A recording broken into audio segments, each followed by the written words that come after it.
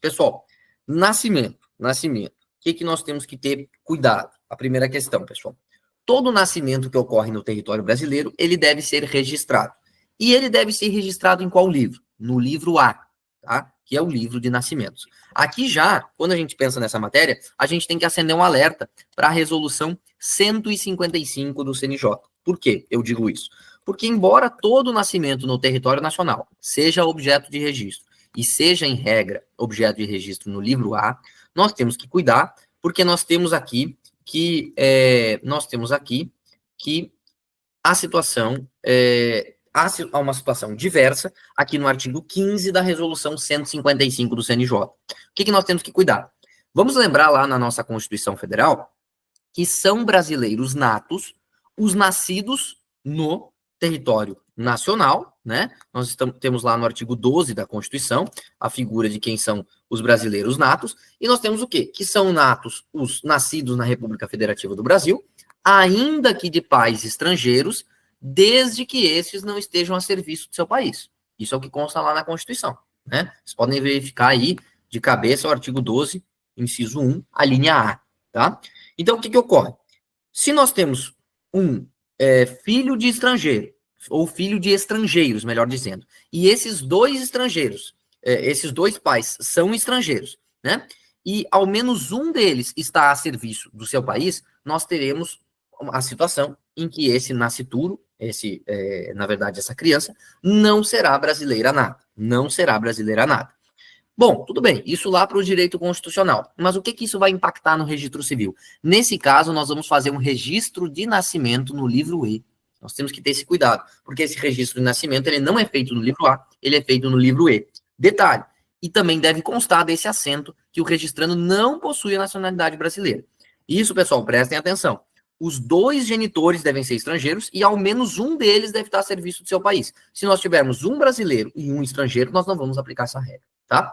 Então, cuidado que aqui nós temos uma situação que altera a nacionalidade do sujeito, que impacta na nacionalidade, e ainda uma situação que impacta no livro competente para a lavratura do assento de nascimento, tá? Eu acho que a Ana Paula também está com uma dúvida. Pode falar. Boa noite, professor. A minha dúvida é o seguinte, o que se entende a serviço do seu país, assim, porque eu penso só na questão da diplomacia, mas, assim, a administração como um todo, assim, o que poderia estar incluso nisso? E outra dúvida também é o seguinte, ele fala a serviço do seu país, né? Então, se eu tenho lá um chinês e uma holandesa, e eles estão a serviço, sei lá, de Portugal, e nascer no Brasil vai ser nato, nesse caso, né? Porque não está a serviço... a regra geral, né? Nasce no território brasileiro, então nato seria. Bem interessante o questionamento. Na verdade, assim, quanto ao âmbito de abrangência dessa expressão a serviço do seu país, eu acho que não é algo para a gente se preocupar muito para fins de prova, porque dificilmente o examinador vai entrar nesse mérito. Agora, certamente, a administração pública em geral estaria englobada, né? Isso não me parece haver maior dificuldade, não me parece que seria só o serviço diplomático em sentido estrito, né? Porque se for um cargo privado em si, acho que não, né? Se for um cargo privado em si, está serviço, simplesmente alguém daí trabalha numa empresa que é de outro país, não. Daí nós temos uma situação estranha, a ideia de a serviço do seu país. E realmente, quanto a essa situação de ser um país diverso, assim, né? Ou seja, o sujeito é nacional de um lugar, presta serviço a outro. Nós temos efetivamente essa discussão entre os constitucionalistas e por vezes há sim essa interpretação de que nesse caso se trataria de brasileiro nato. Até porque aqui, como nós temos uma norma restritiva de direitos dessa criança, nós deveríamos interpretá-la restritivamente também, né? Mas eu acredito que para fins da nossa prova nós podemos nos apoiar nisso aí, sim, Ana, e não acho que uma questão envolvendo isso traria maior preocupação, tá? Acho que o nosso examinador seria claro em nos direcionar para esse ponto, tá? Eu vou seguindo e qualquer coisa a gente vai esclarecendo as perguntas. Então, só cuidem aqui na resolução 155 que nós temos essa disposição, tá? Fundamental também a leitura da resolução 155 na sua integralidade, tá, pessoal? Vamos lá. Nascimento. O que nós temos que observar? Várias questões aqui envolvendo o nascimento. Veja, eu mencionei que o nascimento é obrigatório. né? O nascimento é obrigatório. Não, nascer é um fato da vida. O registro do nascimento, melhor dizendo, ele é obrigatório. Mas nós temos uma exceção, que são os indígenas não integrados. Essa distinção entre integrados e não integrados é objeto de algumas críticas, há alguns que entendem até que ela não foi recepcionada, o Estatuto do Índio não foi recepcionado nesse ponto pela Constituição. O Estatuto do Índio é a Lei 6.001, de 73, se não me engano. Há quem entenda que não foi recepcionado, mas fato é que os indígenas aqui não integrados, eles não estão sujeitos à obrigatoriedade do registro de nascimento, tá? O que nós temos que cuidar, pessoal, que é bem interessante nessa matéria? Eu não vou fazer a leitura integral, mas nós temos que atentar, porque nós temos uma resolução conjunta do CNJ e do CNMP e regulamenta a situação envolvendo o registro civil de nascimento da pessoa indígena. E o que eu acho que é muito importante a gente ter um cuidado? Recentemente, nós tínhamos até pouco tempo, que a norma que disciplinava isso era a resolução conjunta CNJ-CNMP número 3 de 2012, mas nós temos agora uma alteração, nós temos a resolução número 12 de 2024.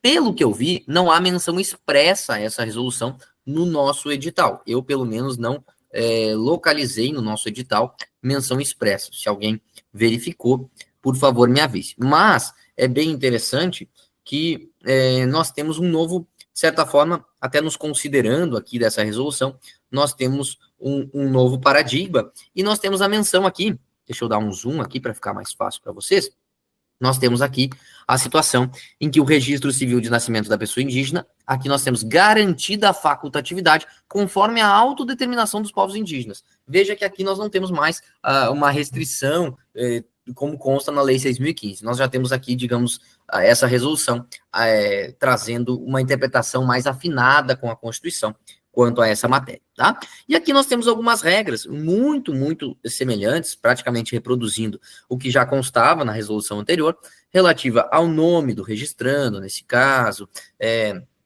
algumas situações aqui envolvendo a ausência de DNV, caso o declarante não conheça a língua portuguesa, a possibilidade de alteração do prenome, enfim. Então, quero que vocês façam a leitura desses dispositivos. A resolução é extremamente curta, ela tem aqui 2 páginas, basicamente, né? Então, peço que vocês façam a leitura, mas atentem, portanto, para essa situação do indígena, essa peculiaridade que envolve o indígena, inclusive quanto à formação de seu nome, tá? Nós temos quanto ao indígena uma peculiaridade quanto à formação do nome, que nós já podemos observar aqui, que nós vamos lembrar que o artigo 55, parágrafo 1º, estabelece que não deve ser registrado prenome que exponha ao ridículo. Aqui nós temos no artigo 2º da resolução que não se aplicaria esse dispositivo.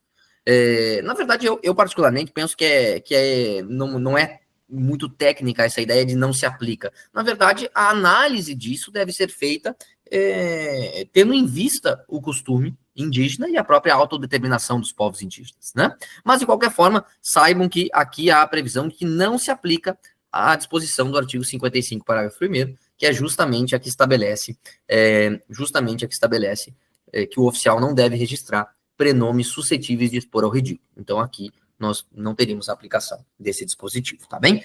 Vou voltar para a Lei 6.015, antes só quero ver a pergunta da Hanna. Hanna. Arthur, ainda sobre essa resolução ali do indígena, fiquei na dúvida ali no artigo 6º, parágrafo 3º, que fala assim: a dúvida ou a suspeita acerca do requerimento de registro tardio ali do indígena deverá ser fundamentada, e caso persista, o registrador submeterá o caso ao juízo competente. Nesse caso, esse juízo competente seria o juiz corregedor? Sim. Ou seria o juiz, será que da esfera estadual?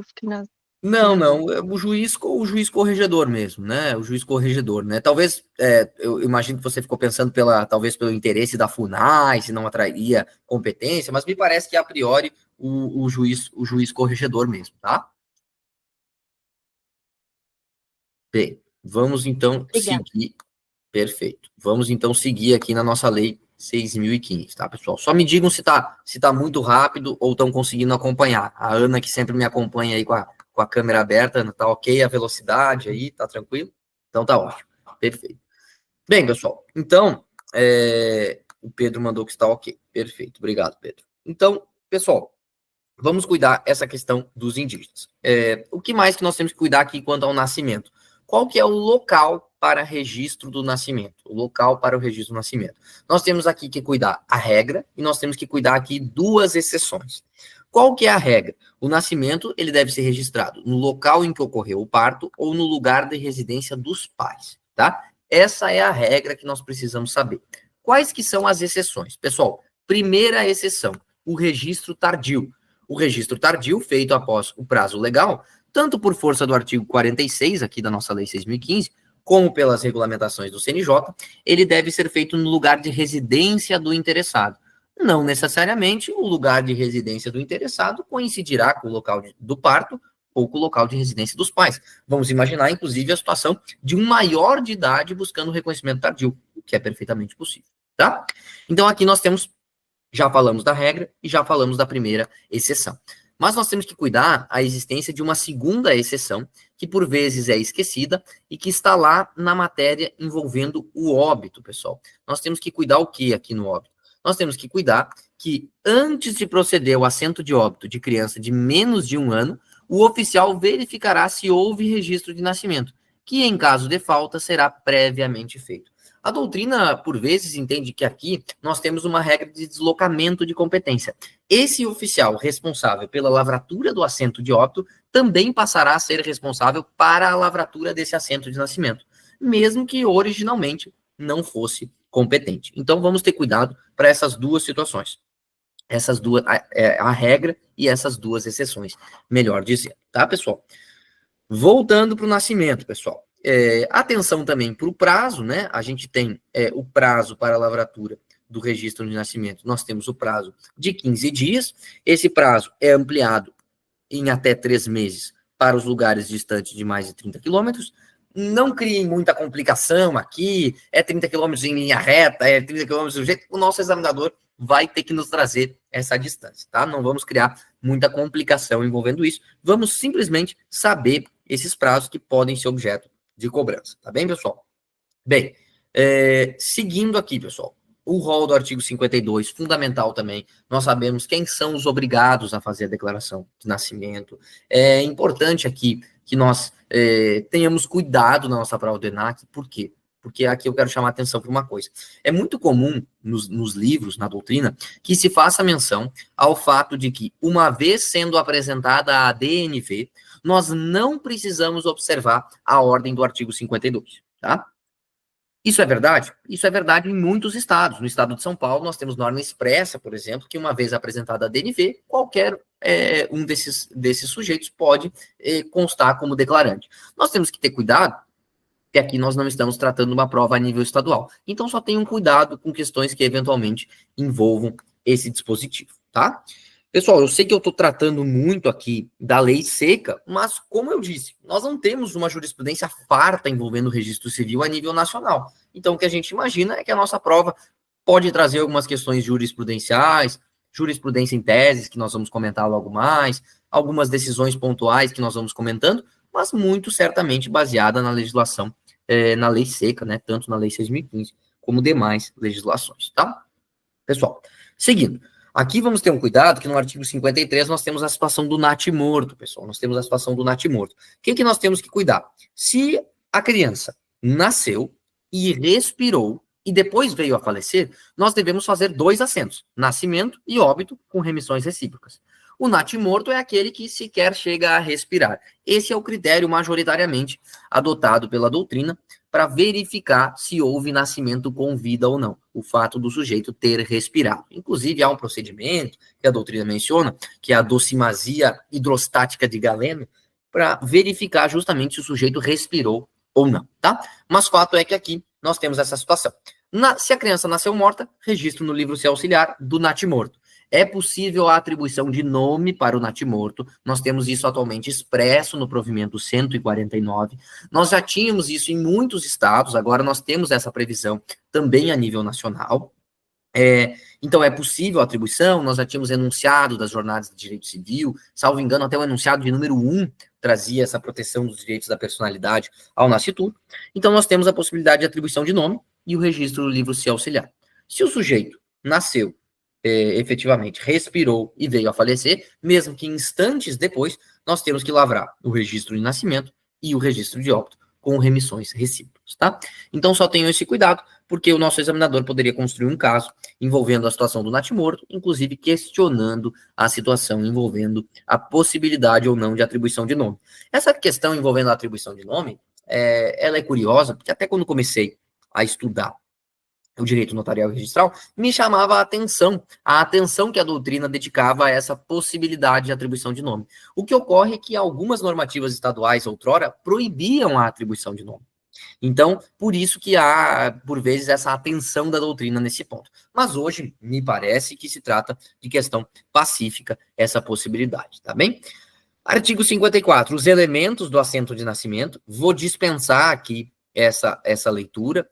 Só quero que vocês atentem para a naturalidade do registrando, pessoal. O que é a naturalidade do registrando? É onde ele nasceu? Não necessariamente, pessoal. Parágrafo 4º aqui. A naturalidade ela pode ser do município em que ocorreu o nascimento ou do município de residência da mãe do registrando na data do nascimento, desde que localizado em território nacional. Vocês vão perguntar, é só da mãe ou também é do pai? Veja, pessoal, as normas de São Paulo, por exemplo, trazem da mãe e do pai, já trazendo uma interpretação que me parece mais constitucionalmente adequada. Mas fato é que na lei consta só mãe. Então, para prova, eu levaria só mãe, né? Porque na nossa lei federal consta só a mãe.